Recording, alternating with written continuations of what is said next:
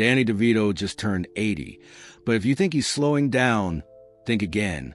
In a world obsessed with youth, ripped abs, and towering heights, he's become something of a cultural anomaly, a 4 feet 10 inches legend now hailed as the internet's beloved short king.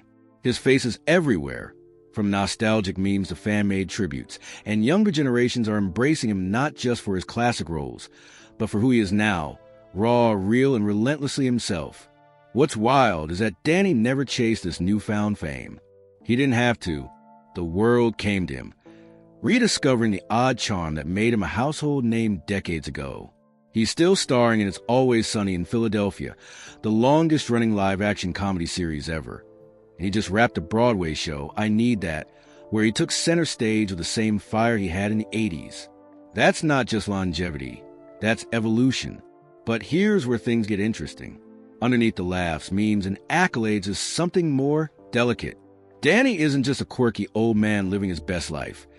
He's a reminder that fame doesn't shield you from loneliness, physical wear, or the weight of time.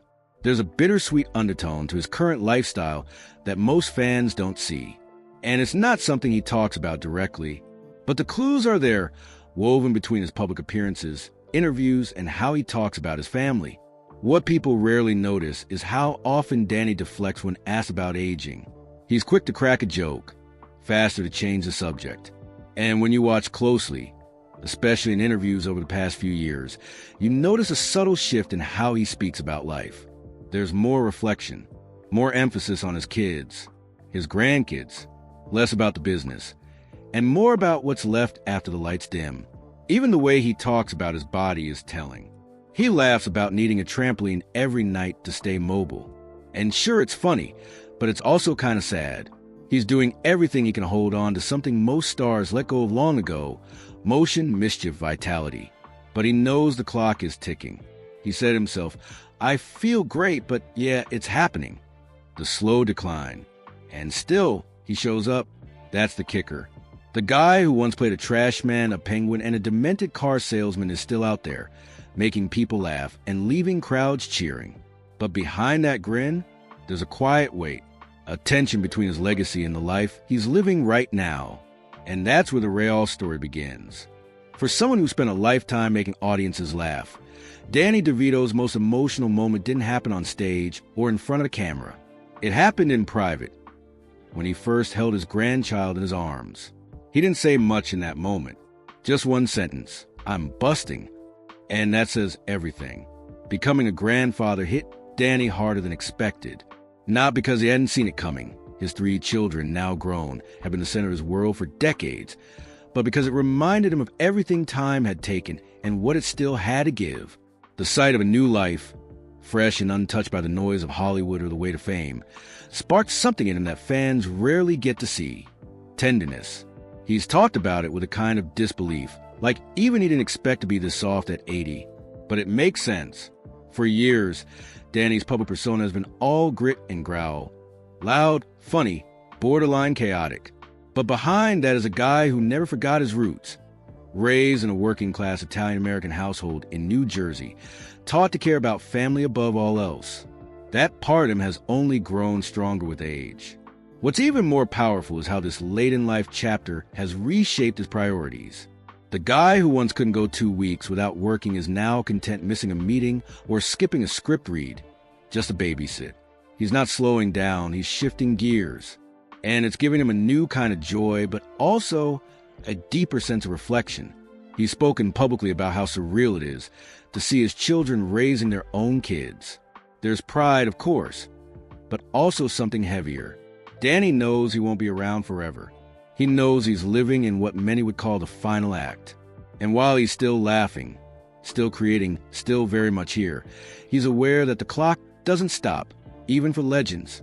That quiet awareness sneaks into the way he talks now. There's more mention of legacy, of what really matters, less about the next project, and more about whether his grandkids will remember the man, not just the movies. And yet, none of this is framed as regret. If anything, it's given him clarity. The kind you only get when life stops being about climbing and starts being about passing the torch. Watching his family grow, watching his own bloodline branch out into the world, has given Danny something most celebrities lose: peace. But that peace didn't come without some big changes in how he lives and what he's left behind. By the time Danny Devito hit his late 70s, something changed, not on the outside, but inside his daily life. The laughs were still there, the work still relentless. But behind the scenes, Danny had started doing something most people his age either resist or ignore entirely: rebuilding his life, one quiet habit at a time. It started with alcohol. He wasn't a heavy drinker by Hollywood standards, no public meltdowns, no scandals. But even a little wine at night, he realized, was taking its toll. So he cut it down, not because a doctor told him to, because he wanted to feel more awake. "Just a sip now," he said casually in an interview, like it was no big deal. But for someone who'd spent decades immersed in the entertainment world's late nights and free pours, it was a signal. The man was shifting. Then came the trampoline. Yeah, a trampoline. Every night, Danny bounces lightly on one in his home. It sounds ridiculous, like something out of a slapstick sketch, but he swears by it. Keeps the joints loose, the blood moving, he said. And while most guys his age are dealing with aching backs and joint replacements, Danny's out here jumping like he's prepping for a Cirque du Soleil audition. But here's the thing. It's not about the trampoline. It's about what it represents. A quiet refusal to give in. A defiant little ritual that says, not yet. He's not doing it to chase youth or appearance. He's doing it because it makes him feel like himself again in a body that's slowly slipping away from him. These small changes, cutting alcohol, bouncing nightly, watching what he eats, aren't glamorous. You won't see them in headlines, but they're powerful because they reveal something no film or TV role ever could. Danny's relationship with time. He knows he can't control how old he is, but he can control how present he stays.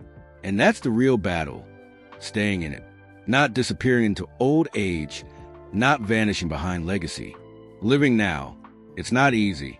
Even for someone with fame, money, and a house full of laughter, aging is brutal. Your friends get sick. Some die. Roles stop coming. People treat you like a relic. But Danny's not playing along with that script. He's rewriting it, quietly, every day. And what's most surprising, he's doing it without fanfare.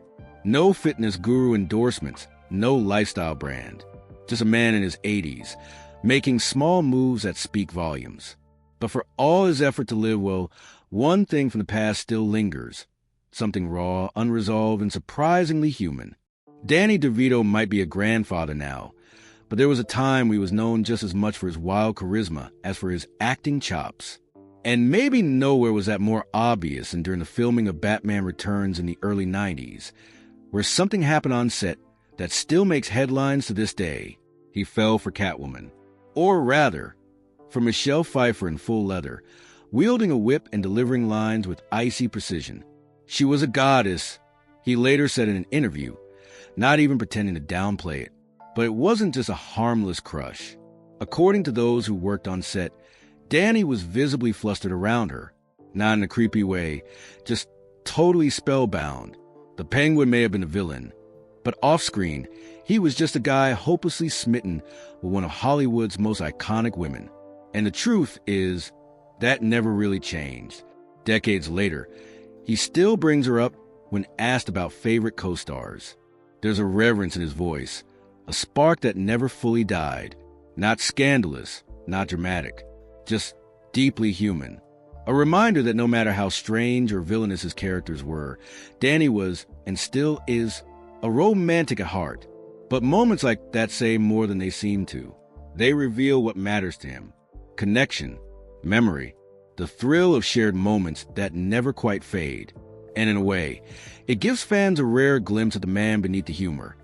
Someone who felt deeply, even when playing grotesque or absurd characters. This part is life. Those early Hollywood days filled with flirty tension, long nights on set, and chemistry that felt electric, is something Danny doesn't really live in anymore. But you can tell it still lingers. The way people talk about him, the way he speaks about the past. It's like there's a version of himself back then that he can still access. Like time hasn't totally severed that thread. It's rare for actors his age to talk so openly about romantic tension on set. Most brush it off or act like it never happened. But Danny, he leans into it because for him, it's part of the story. A flash of joy, of realness, of being alive. That's something he's never tried to hide because it's not embarrassing to him. It's fuel. It's part of what's kept him sharp, passionate, and weirdly ageless. But for all the laughs and flirtations of his past, Danny's later years haven't been free of shadows. Behind the scenes, darker rumors began to swirl, ones that threatened to shift the public's perception of him entirely.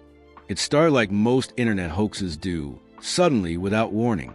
A random tweet, a viral post, a doctor headline. And just like that, Danny Devito is dead started trending worldwide. It wasn't true, of course. Danny was alive and well. But for millions, the story hit like a punch to the gut. And for Danny himself, it was a strangely personal gut check. When the rumors first began swirling in early 2023, Danny had no idea. He found out from a friend who texted, half jokingly, "You okay, man? You're trending and not for your acting." At first, he laughed it off. Another stupid death hoax, just part of being famous in the digital age. But then the calls started coming in. Family, friends, fans. Some panicked, some crying, some just wanting to hear his voice. That's when it stopped being funny. Imagine waking up and being told over and over again that you're supposed to be gone, that the world had already mourned you. It's surreal, disorienting. And for Danny, it triggered something deeper than annoyance. It stirred up a quiet fear, a reminder that one day, the headline will be real, and no amount of jokes, memes, or roles will stop it. The strangest part? Seeing how people reacted to the news. The outpouring of grief was massive. Tributes poured in. Fans shared favorite clips. Celebrities posted old photos. It was like a digital funeral, except the man it was all for was sitting at home, scrolling through it, still breathing. In an interview not long after, Danny admitted something that caught people off guard. It was weirdly moving, he said, to see how much people care before you're actually gone. But he also admitted how unsettling it was. The thought that one glitch in the system, one clickbait post, could rewrite your existence for a moment. He never addressed it formally. No tweet, no press release, just a quiet, deliberate decision to let the noise pass. And maybe that was the most Danny Devito thing he could have done, letting absurdity just roll off him the way he always has. But inside, it left a mark. He became more reflective, more focused on the now, on making time for people, on doing work that mattered, not just to audiences, but to him. Because when the world prematurely says goodbye, you start thinking about what you haven't said yet, what you still want to do. And just when it seemed like the world was done spinning his story, Danny made a move that reminded everyone, he's not finished yet. At nearly 80 years old, Danny Devito did something few actors of his generation dared to attempt. He returned to Broadway, not in a cameo or for nostalgia, but as a star of a deeply personal, emotionally heavy play. And he didn't come alone. Sharing the stage with him was his daughter, Lucy Devito. For Danny, it wasn't just a comeback. It was something close to magic. The play, I Need That, was written with their real-life chemistry in mind. It centered around a reclusive man refusing to let go of his hoarded belongings, even as his daughter pleads with him to reclaim his life. The story was fictional, but the connection between father and daughter on stage felt painfully real. Watching them play out scenes of tension, love, frustration, and forgiveness, it didn't just entertain. It mattered. For Danny, this wasn't just another gig. It was an experience that pulled together all the threads of his life. Family, memory, loss, and legacy. After decades of playing over-the-top characters in film and TV, here he was, standing under the lights in a stripped-down role that let the audience see him, truly see him, in ways they never had before. Backstage, things took a turn even more powerful than the script. Just before performance, Lucy shared news with her father. She was pregnant. Danny, ever the showman, held it together until curtain call. But as soon as they stepped off stage, he broke down, not from fear, from joy. The kind of joy that only comes from witnessing life come full circle. Months later, Danny would become a grandfather again. And there's something poetic about that timing. Performing in a play about holding on, while life was giving him yet another reason to let go, to grow, to move forward. Audience reactions to the play were mixed. Some called it heartfelt. Others thought it leaned too far into sentimentality. But for anyone watching closely, the real story wasn't just in the script. It was in the way Danny and Lucy looked at each other, the subtle moments, the pauses between lines that said more than the dialogue ever could. This wasn't performance. It was life, unfolding right in front of people. Danny didn't take on this role to prove he still had it. He did it to say something about aging, about family, about what we leave behind, and what we choose to carry with us. And he did it on his own terms, without fanfare or spectacle, just honesty. But the story doesn't end on that stage, because Danny, energized by the experience, wasn't ready to retreat. In fact, he was just warming up for one last unexpected chapter. You'd think that after nearly 5 decades in Hollywood, Danny Devito might start slowing down, maybe settle into retirement, enjoy his grandkids, and step away from the chaos of scripts and sets. But instead of disappearing quietly, Danny did something no one expected. He leaned in, hard. What's surprising isn't that Danny kept working. It's what he chose to work on. Over the last few years, his roles have taken a sharp, emotional turn. No more just comic relief or bizarre side characters. Instead, he started choosing parts that felt eerily close to his real life.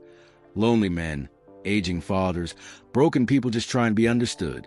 In one recent indie project, Danny played a retired piano teacher whose estranged son shows up unannounced. The character was gruff, funny, and aching with regret.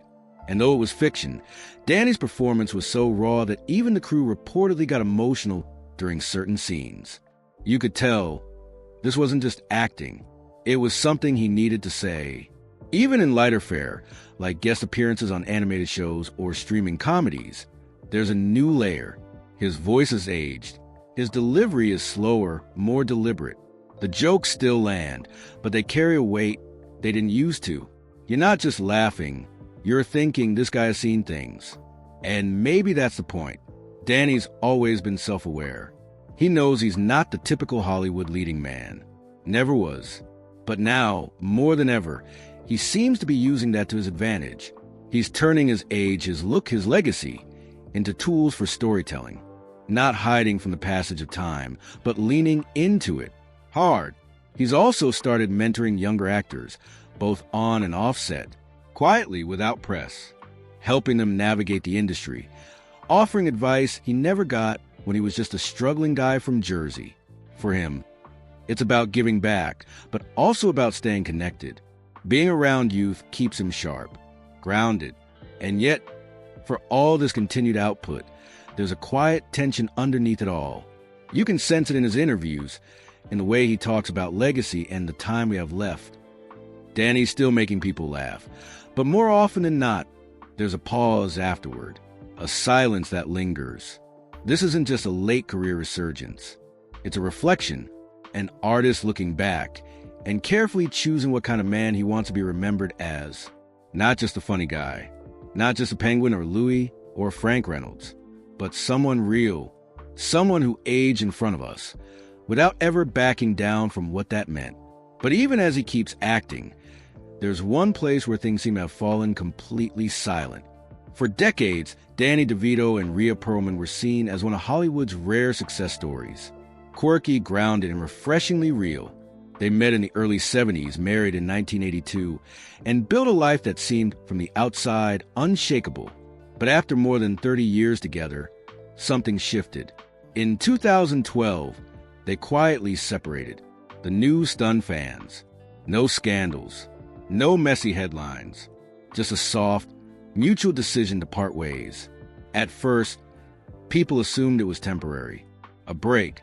But years passed, and the separation quietly became the new normal. No divorce. No public feuding. Just two people who once fit perfectly, slowly growing apart. What makes their story so quietly heartbreaking is how much love still lingers between them. Rhea has said in interviews that they still talk all the time. They see each other. They even spend holidays together. But they don't live under the same roof. And that's what's strange. Because for all the warmth and history they share, Danny Devito now lives alone. He's never confirmed whether it was his decision or hers. But you don't need a press release to read between the lines. His recent interviews are filled with phrases like, "what could have been," or "cherishing what's left." There's a heaviness behind his smile now, like a man who laughs to hide the ache that comes late at night when no one's watching. Friends say he spends more time reflecting than he used to, less about the roles he's taken, and more about the time he didn't spend at home, the dinners missed, the moments lost to long hours on set, the personal costs of professional success. And yet, he holds no bitterness. That's the part that makes his story so compelling. Danny doesn't wallow in regret. He accepts it, talks about Rhea with warmth, mentions his kids with pride. He knows his time in the spotlight is winding down, and he's made peace with that. What matters to him now isn't the next big role. It's connection, honesty, legacy. Danny DeVito may still be working. He may still make you laugh. But the truth is, behind the scenes, his life is quiet, slower, sometimes lonely. And that's what makes his story feel so human. Because for all the fame, the laughter, and the unforgettable characters, he's still just a man who loved, who lost, and who's trying to figure out what the final act of his life should really mean. He's not gone. He's not forgotten. But how he lives now, it's not what fans imagine. And maybe that's the saddest part of all. Most people know Danny DeVito for his acting. Some remember him as a director. Fewer still realize he's been quietly shaping Hollywood for decades behind the scenes. Long before streaming services and indie studios exploded, Danny was already betting on underdogs and giving voices to stories nobody else would touch. Through his production company, Jersey Films, Danny helped produce some of the most iconic and unexpected movies of the 90s and early 2000s. Pulp Fiction, Aaron Brockovich, Man on the Moon. These weren't just hits. They were culture shifters. And Danny wasn't just slapping his name on the credits. He was in the trenches, fighting for the scripts, for the directors, and for the weird, raw energy that most studios thought was too risky. Ironically, the same man who became a household name for playing absurd, chaotic characters behind the camera had a razor-sharp eye for emotional depth and storytelling. He wasn't just looking for what would sell. He was looking for what would last. But he rarely talked about it. No big interviews. No red carpets just for his producer credit. He let the work speak. Let others take the spotlight. In an industry that thrives on ego, Danny's silence about his own impact might be the most telling part of all. This quiet legacy extended beyond film. Danny was also a relentless champion of stage plays, small theaters, and unproven talent. If someone had a strange idea, something that didn't fit the Hollywood mold, Danny was often first to say, "Let's try it." He gave people a shot because he remembered what it was like to have no one believe in you. And that generosity wasn't just professional. Multiple actors, writers, and crew members have shared stories over the years. How Danny took the time to talk, to give advice, to help out financially when a project was on the brink of collapse. Not for credit, not for headlines, just because he cared.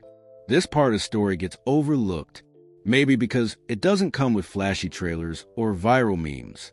But it matters a lot, because while many stars burn bright and fade, Danny DeVito has done something much rarer. He's quietly reshaped the industry while asking for nothing in return. And as we look at where he is now, older, more reflective, more human, it's this hidden legacy that might outlast even his most iconic roles. In a world driven by TikTok trends and viral memes, very few 80-year-old actors manage to stay relevant, let alone become beloved by Gen Z. And yet, somehow, Danny DeVito didn't just survive the digital age, he became a cult icon. Not because he chased relevance, but because he did the exact opposite. It all started with It's Always Sunny in Philadelphia. His role as Frank Reynolds was grotesque, chaotic, and, let's be honest, completely unhinged. But instead of turning people off, it did the opposite. Young viewers saw something oddly refreshing in Danny's total lack of vanity. He didn't care about looking good, sounding polished, or playing safe. He went all in, whether it meant crawling naked out of a couch or shouting nonsense in a trash-filled apartment. And that full-send approach earned him more than laughs. It earned him devotion. Memes exploded. Edits of his wildest moments flooded Instagram, Reddit, and TikTok. The phrase Danny DeVito is my spirit animal showed up everywhere. Fans printed his face on t-shirts, tattoos, even body pillows. A cardboard cutout of him was famously found in a college dorm, lovingly placed in a shrine. He wasn't just an actor anymore. He was a symbol for embracing weirdness, for aging without shame, for being unapologetically yourself. And the crazy part? Danny never played into it. He didn't try to capitalize on the hype. No branded merch drops. No desperate attempts to go viral. In fact, half the time, he didn't even know what the memes were about. When asked about his internet fame in interviews, he'd shrug, smile, and say, "Hey, if it makes people happy, that's good enough for me." That attitude, humble, self-aware, a little baffled by it all, only made people love him more. But beneath the humor, there's something deeper at play. Younger generations are drawn to authenticity. They crave people who don't pretend, who don't posture. And in Danny DeVito, they see someone who never changed for the spotlight. He's the same oddball he was in the 70s, just with more wrinkles and a sharper sense of what really matters. He's also become a sort of internet grandpa figure, funny, chaotic, and unexpectedly wholesome. Fans often comment that they just want Danny DeVito to be okay, or that he deserves protection at all costs. In an age when so many public figures fall from grace, Danny feels safe, grounded, real, and that's why his story still matters.